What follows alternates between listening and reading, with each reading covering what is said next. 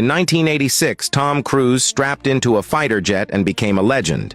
Hollywood called them Top Gun. Millions watched. The world celebrated. But nobody told you this. 20 years before Tom Cruise ever stepped foot in that cockpit, the real Top Guns already existed. And they were black. May 1949, Las Vegas Air Force Base. The United States Air Force held its very first fighter gunnery meet, the original Top Gun competition. According to historian Zellie Rainey Orr, whose research uncovered this buried history, the 332nd Fighter Group stepped up to compete. 4 men. 4 names history tried to erase.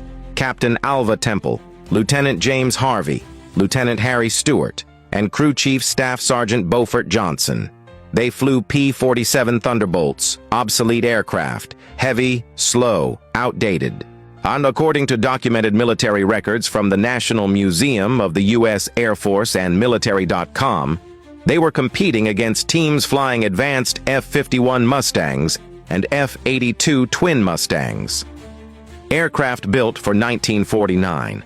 Aircraft designed to win. But these 4 men weren't supposed to be there. According to Lieutenant Colonel James Harvey's own testimony, we weren't supposed to be able to fly aircraft. We weren't supposed to be able to win this competition. But we did. For 10 brutal days, they dominated every event. Aerial gunnery at 20,000 feet, dive bombing, skip bombing, where they scored perfect scores, 6 for 6 on every bomb dropped. Rocket firing, panel strafing, every single challenge, every single test. When the scores came in, the 332nd Fighter Group won first place, and the room went silent. And according to the documented accounts in military archives and the book Heroes in War, Heroes at Home, when the announcement was made, there was no applause, no cheers, no celebration, just silence. Because as Lieutenant Colonel Harvey said plainly, we weren't supposed to win. Their 3-foot silver trophy disappeared that day. For 55 years, it sat in a box at the National Museum of the U.S. Air Force.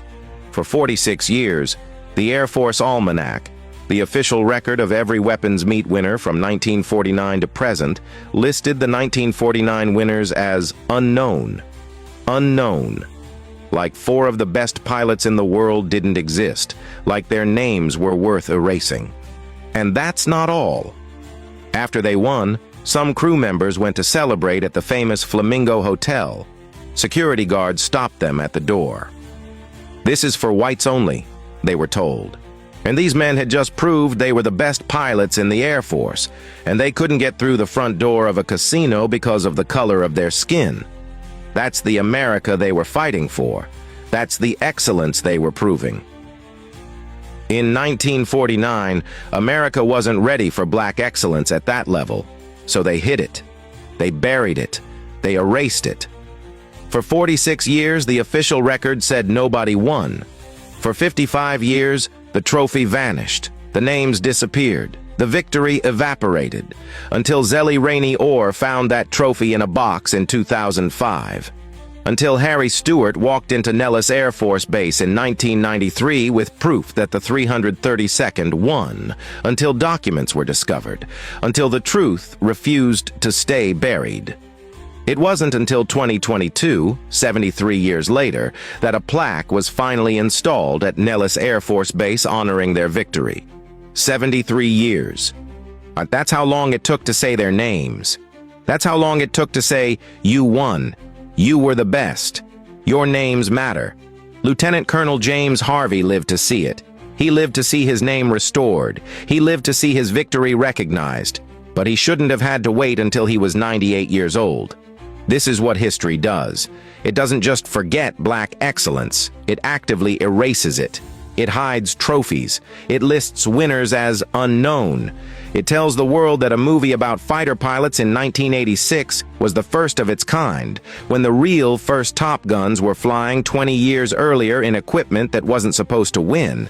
So when you hear about Top Gun, when Hollywood celebrates that film, when culture celebrates American aviation heroes, remember these 4 names: Captain Alva Temple, Lieutenant James Harvey, Lieutenant Harry Stewart, Staff Sergeant Beaufort Johnson.